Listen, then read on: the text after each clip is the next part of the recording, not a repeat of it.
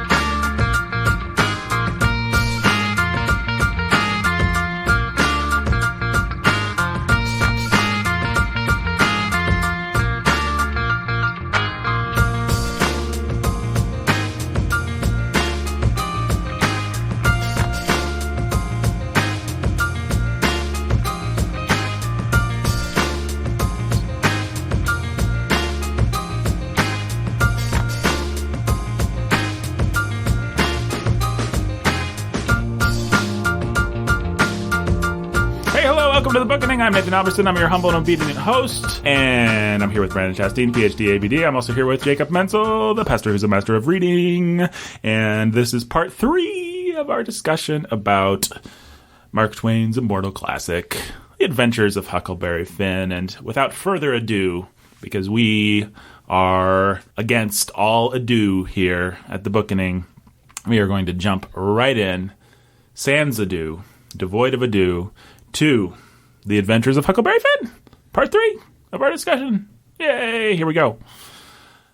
So the Duke and the King, would you guys categorize them as comic characters or as villainous antagonists or what? I mean, they're kind of like Fagin and Bill Sikes, where they're both funny and horrifying at the same time. I think they're kind of in that tradition is the way I would see them. They are funny. Mm-hmm. They're definitely funny. But they're also, more you get it, it is like Fagin with Oliver Twist. The more you see what this character does, the more you realize you've been duped. But I found that a lot of the satire wasn't so much making fun of the Duke and the King as it was making fun of their marks. I mean, it's always the townsfolk and in all these towns end up just being so stupid. You know, the group of people that fall for the Duke's third night. Oh, the third night thing. Yeah, that's just where they're so selfish that they're going to let the rest of the town go to the show. And then they're going to come the third night with a bunch of dead cats, which I liked. It was an interesting period detail. But then the pretty girls that are kissing the king when he makes the revival speech, and you get those scenes, and then you get the scenes with the Wilkes family where you actually care.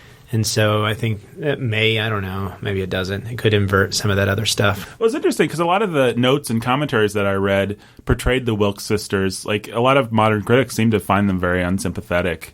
They don't like Twain's, if it's Twain, they don't like the sort of idea of women as being that gentle, sweet sort of stereotype. A lot of people just didn't have any time for the Wilkes sisters. They thought they were stupid for falling for the Duke and the King. I thought it was weird. Why would they be stupid for falling for the Duke and the King? You've got these guys that show up out of nowhere. They've never heard an English accent before because they live in Arkansas. That officious doctor guy was smart enough to figure it out. Yeah, but he comes across as such a jerk. They know everything. They know everybody's name. They know the townspeople's names. They know all kinds of things they should have. It's not like they can get on the internet and watch movies with English accents and to get all those details right. Yeah, it was weird. I didn't. And it was a vulnerable time. What are the chances that somebody's going to come up with all those details? They would have had to have met. You wouldn't have expected that they happened to run into a guy on a river who just told them everything like an idiot. You would have to suspect them practically of murdering the real Wilkeses, like befriending them on the boat, learning their story, playing it up, and then throwing them overboard in the night. It would have to be that nefarious what you assumed. Well, I think we bring too much modern perspective to novels like this, and we have to remember that people had different sins and different ways that they were innocent. You know, I read a book, because I'm like Emmeline, I read books like this. I read a book about one of the first serial killers in, it was around 1908 or so, that he plied his wicked trade. And it was striking what an innocent time. You know, this was the guy that could let that would talk people, can I take your kids on a journey with me? Stuff that we would never dream of letting this obviously suspicious guy that ended up being a terrible serial killer do. But people just didn't have a framework they had different sins, I guess. They didn't have that one. Think about the fact that 10 or 12-year-old Tom got sent all the way down the river from Missouri, put on a steamboat, and told to get off at the right spot. And hopefully he did, and hopefully he was going to find his way to the right spot. And there was no way for anybody to keep tabs on him except, a letter a couple weeks later that might have gotten returned or not. It's the kind of thing that people would do. What else is there to say about the whole Wilkes incident? I mean, that's definitely where you end up hating the Duke and the King as much as you ever have. They're just nasty there. I felt myself, the first time I read it at least, feeling a lot of real suspense. Like, Twain's actually really good at suspense. Like the scene on the boat where Huck gets back and Jim's lost the raft and they're with these robbers. There's a couple of sections in the book that are like right up there with the great suspense set pieces from literature. And I would put the whole, how's Huck going to get out of this mess with the money? What's going to happen to the Wilkes sisters? Are the Duke and the King going to get away with it? Are all great pressing narrative questions. Yeah, the whole thing with the tattoo. The tattoo, yeah. And then, it all ends up in a lightning storm in a graveyard. I mean, it's got a good gothic kind of, it's just good storytelling. I guess that's all I'm trying to say about it. Twain's not above just giving you a rip-roaring story of the type that through Tom Sawyer, he makes a lot of fun of, but he's able to even do that and do it well. Yeah, and a good example of that is that weird little aside scene where the colonel shoots that drunk. That was a weird scene. What did you guys make of that scene? I don't know. It's almost like you heard Twain speaking through that guy when he was talking to the cowards, the men. Like, if you guys were real men, you'd come up here, but you're not. You're just going to leave. I didn't know what Twain was saying. Like, was our sympathy supposed to be with him? It wasn't, because we felt bad for the drunk who we didn't know what he'd done besides drunkenly insult this guy, and then his daughter comes and gets to watch him bleed out and die. So knowing what we do about Twain's biography, it's hard not to think that probably a lot of these stories are based on things that he saw or that happened to him. Who knows? But they sure feel like it.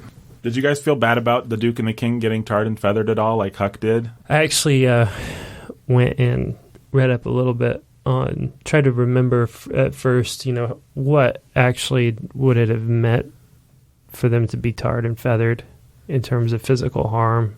And so I read up a little bit on it and made me feel not so bad for them at all. Yeah, the odds of death weren't high. They might have gotten some blisters. Yeah, maybe even that. But yeah. When we think of tar, we think of the black stuff we put on roads that has to be boiling hot. But this was like pine tar, probably, which is already pretty, baseball players rub it on their bats to make it sticky. It's not, wouldn't have been that damaging. I found it almost, despite what Huck said, it was almost a lack of the comeuppance that I wanted for those characters. It was part of that last chunk of the novel being deflating, was the fact that we didn't get a good... I think as a kid, I thought being tarred and feathered amounted to being tortured to death. I kind of have that impression in my mind, which is why I ended up going back and trying to figure out what actually happened. Yeah. That's sure how Huck treats it. Is it's like the one place where he's just like, people are cruel. It's like... Yeah. Yeah, you wonder what Twain thought it was. There were stories at the time, I think, of it being dangerous and deadly. I'm sure it could be as dangerous and deadly as they wanted it to be. Yeah. How hot did they want the tar to be, How much to be? But what I read about it was like, it was sort of more just public mockery in general. It was meant for shame. Yeah, to publicly shame people. Yeah, and is that the result you want for these characters? I don't know that I needed to see them die, but I kind of felt, in reading it this time at least, that I wanted something more of a comeuppance for those guys, especially after what they did to the Wilkes, because I felt a lot of sympathy. I mean, once the Wilkes sisters, I think, come off really well. It's a really sweet, when the Harelip is making fun of Huck or whatever it is, and they tell her not to. You end up really admiring them, or I did at least. Yeah, and you like the Harelip because, sorry, I can't remember her name. She's just the Harelip, but because she's right. Yeah. She gets it right, but then you admire the other girls for just their good-naturedness, which is why Huck fell in love with Mary and will love her till the day he dies or whatever. Yeah. Right. He sort of says, that girl had sand, or whatever. Yeah. And if I believe praying would do any good, I would sure pray for her. Right. Yeah. You just sort of like, you get this feeling like, Yeah, Tuck definitely crushes on Mary. Oh, yeah. Regrets never seeing her again. Right. So we finally get to Huck's big decision to go to hell. You know, we've been building up to it. And it's weird that Twain gives him like two big crisis moments with Jim. The one where he's going to turn him into those two guys, and then the second one where he basically has to make the same decision, but in even more intense terms. Obviously, the cathartic moment is in the book. The moment that it's been building towards is the line, "All right, then, I'll go to hell." And it's hard not to cheer for that. But should we?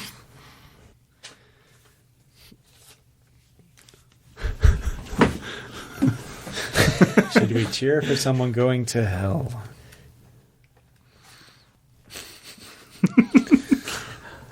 I'm going to say no. No.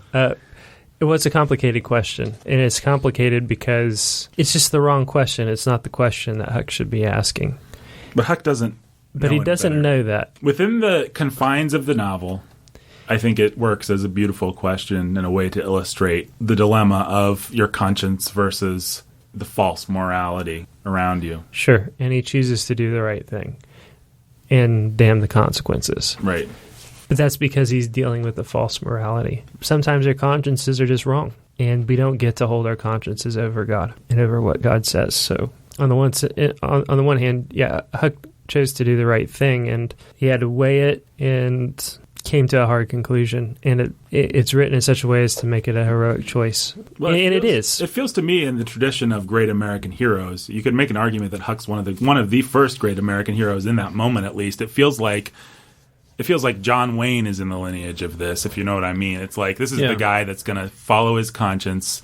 It doesn't matter what the society says. I mean, it's that kind of hard-won truth about reality over and against the false morality of everyone else. It's a very American idea of what a hero would be. And you got to give him credit that he doesn't just end up depressed and angsty like Hawthorne did in the face of hypocrisy. Twain, you mean? Twain, yeah. Hawthorne just sort of curled up in a corner and cried. You know, that was Hawthorne's response. And so at least he's trying to have some backbone. He still sees the same hypocrisy, and he won't see anything else. The difference is Huck's been lied to, and Twain doesn't want to see. Where we have our difference with Twain is that Twain would say what? He would say that religion really is false, basically, is what he would say, is that if the religion has only given us the choice to go to hell or do the right thing, we better do the right thing. Yeah. It's a moral dilemma that's not real. Right. And it's an awfully wicked and proud thing. It's so damnably proud for Twain to act that way.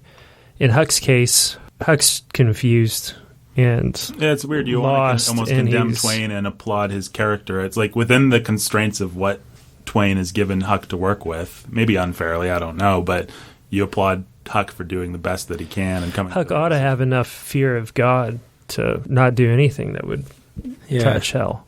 Yeah, you don't spit in the face of God, but it's not God. But you do spit in the face of Mrs. Watson's God, and I mean, it's like I can get why Huck would have this idea. Yeah, he says it was awful thoughts, right? Mm-hmm. But they'd been said, and he never reformed. So you understand why Huck made that decision. Am I misremembering? Is there a scene where they're talking about the stars, and Pumbaa says that they're big balls of gas? Yes. And there is a scene, I forget what's the import of the scene. Huck doesn't think they could have been created, right? Oh, yeah, because it'd just be too much work. Yeah. Is it Jim that doesn't think that? No, Jim thinks they could have been, and he argues that the moon could have laid them.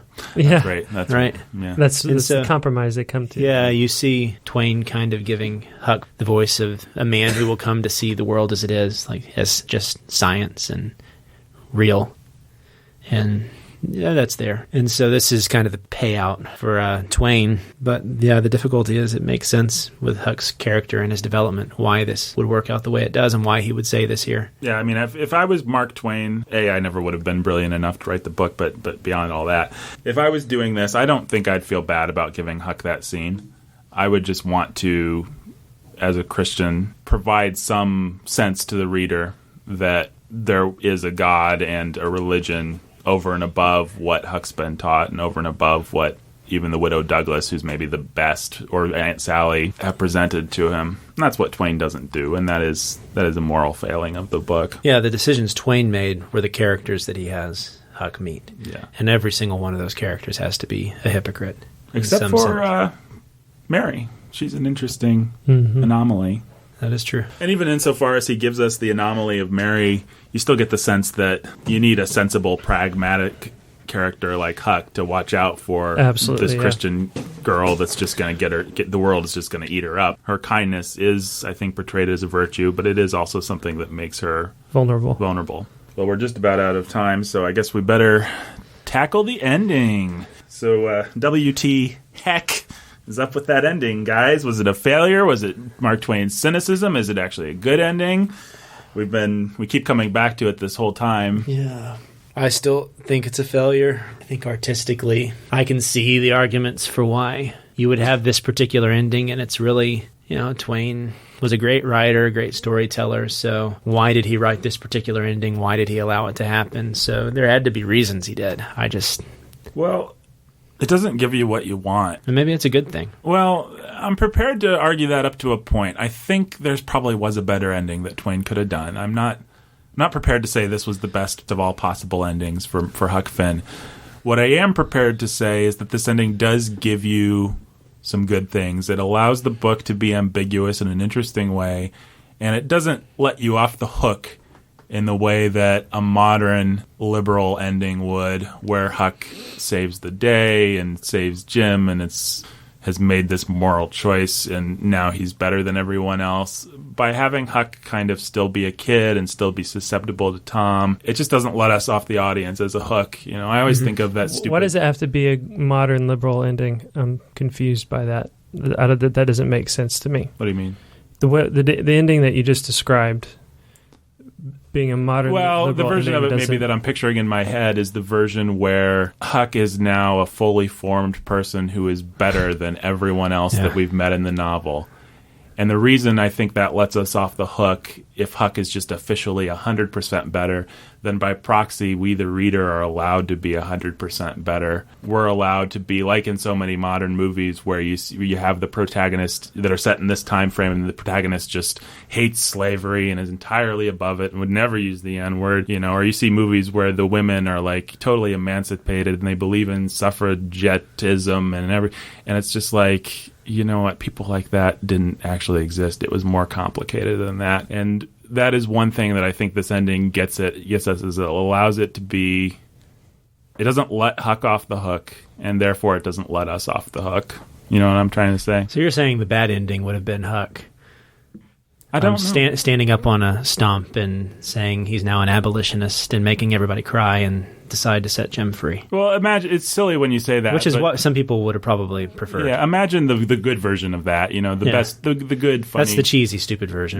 But that ending I think maybe lets us off the hook a little bit. Yeah, it's not so much that I have a problem with some of the stuff that happens in the ending. I just think it's 10 chapters of the book. Yeah, it's really like a quarter of the book. Everything grinds to a halt. Yeah, it's boring. It's an art. That's what I mean by saying it's an artistic failure. You don't want to keep reading it. It's not. Okay. All this, you get carried along. You get carried along on this awesome journey, and all of a sudden it grinds to a halt, and you have 10 chapters of Tom being a moron to slog through. It's boring. Yeah, it's I agree. Terrible. It makes you not like Tom as a character. You just really wish. You wish Tom would go away and you feel or like die. Twain likes Tom more than you do, which is always an annoying thing in a book when the author is like putting forward. He's just precious with him. Yeah, and so my argument would be that for a whole quarter of the book devoted to this, it's an artistic failure.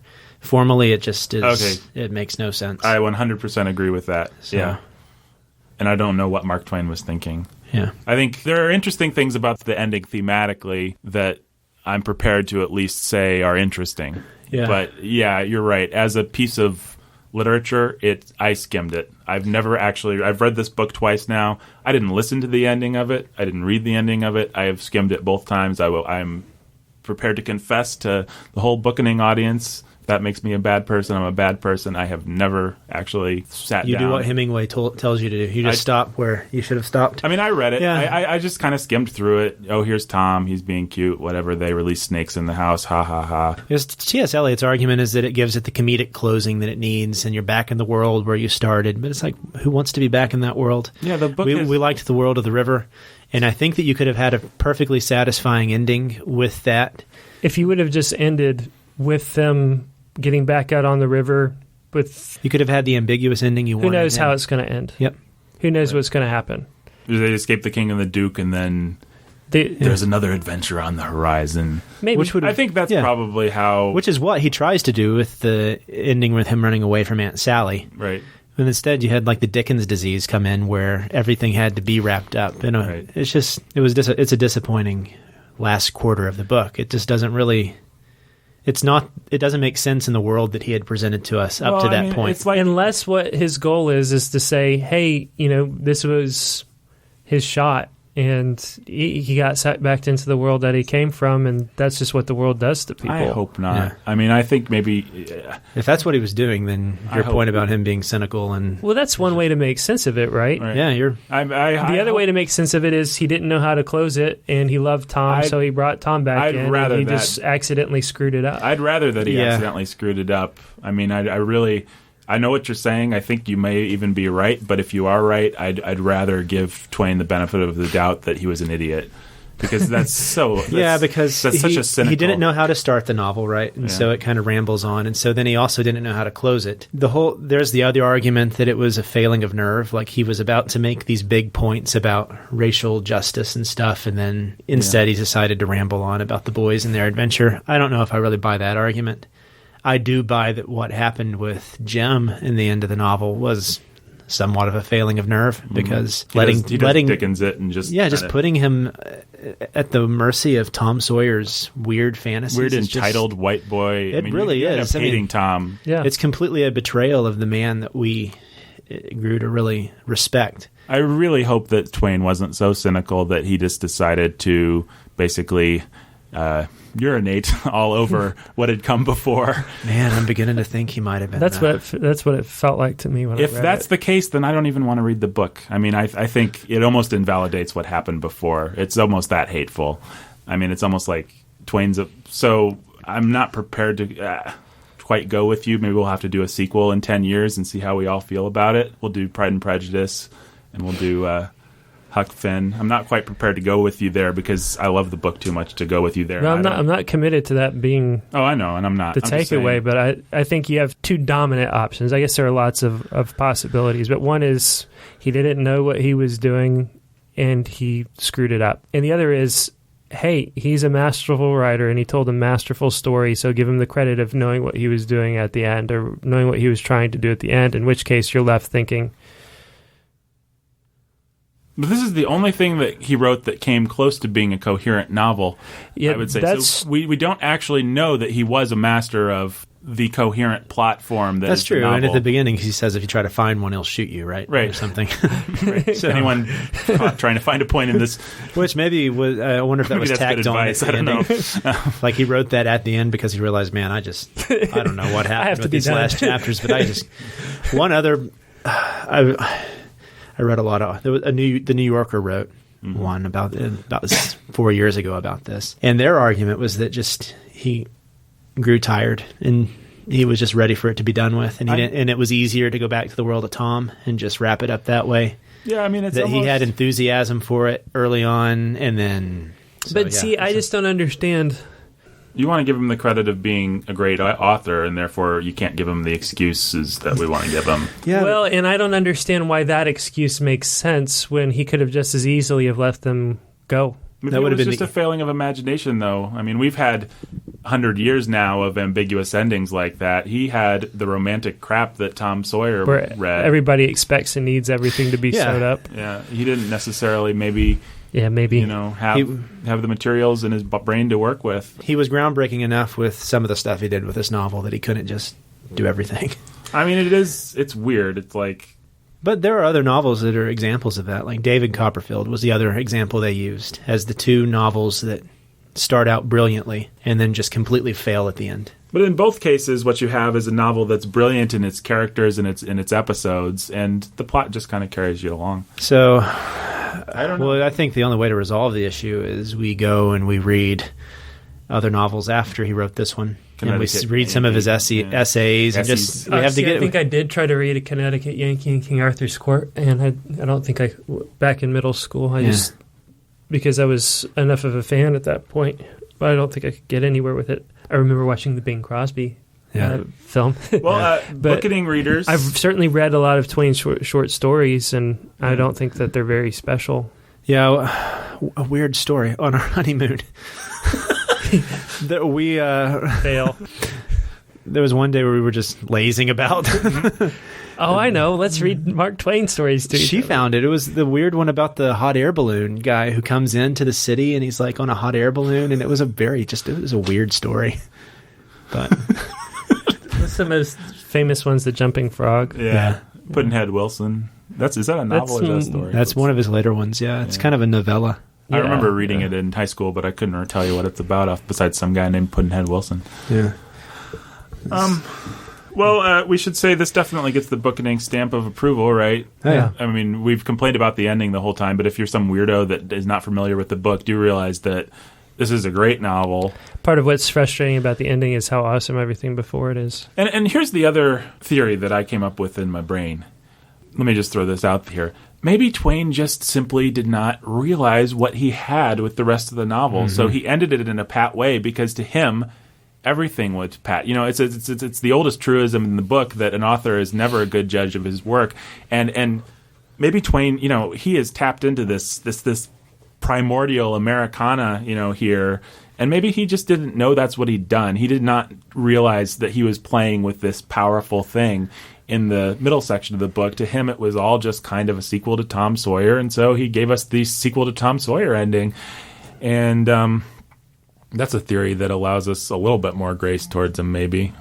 I mean, that's kind of the he's an idiot theory, but that's a more recognizable idiot. The author that simply just doesn't understand. And if Tom Sawyer was such a success, then huge popular success, maybe he just thought people would be disappointed not to bring Tom back. Yeah, maybe he thought he was letting people down by having it be this other thing that was Huck. Yeah, maybe it's the Marvel theory. Let's stuff Spider-Man into the Captain America movie and give the people everything they want. And sometimes that works and you get a great movie, or sometimes you get Age of Ultron where you just have too many moving parts. There's my Marvel Extended Universe analogy for the episode. I like that theory.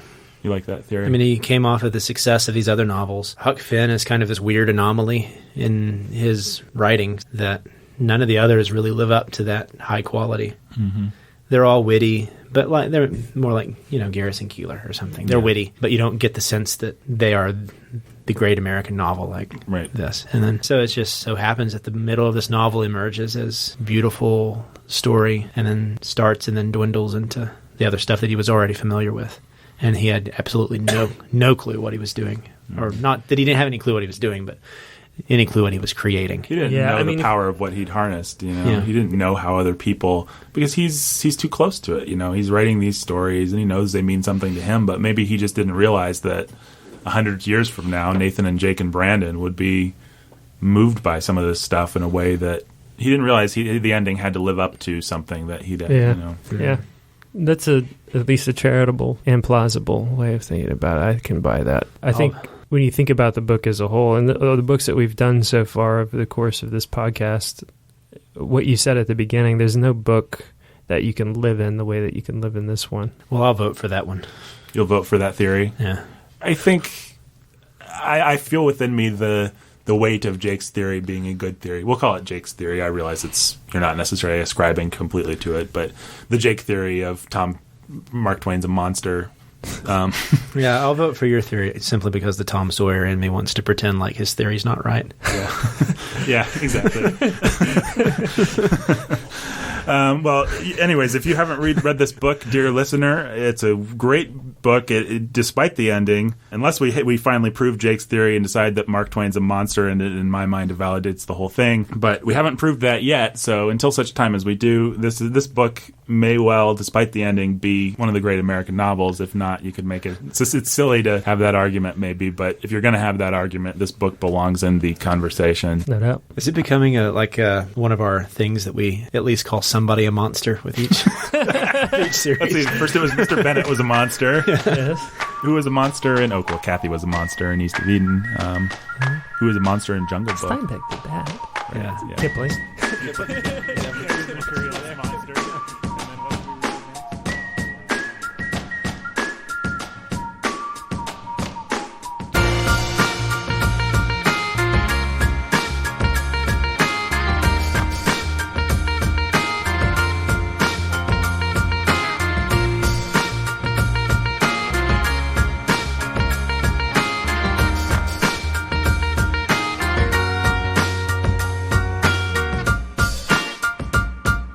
Thank you so much for listening to the Bookening today. It was written and produced by me, Nathan Alberson, and it was performed by Brandon Chastain, Jake Menzel, and me, Nathan Alberson. I switched up the order on you. See? We can do that. Mind blown. Mind blown. You can go to warhornmedia.com for more great articles and other things that you can get at warhornmedia.com, including back episodes of this very podcast. Go to iTunes and leave us a nice review if you want to do something nice for us. You don't have to pay us any money or anything. If you want to pay us money, then you can do that too.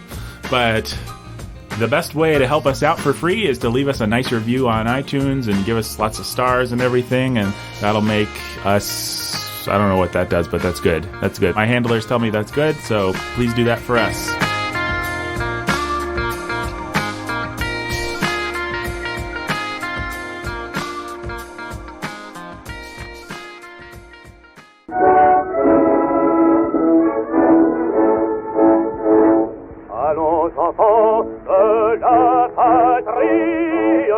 Every father knows failure. It comes...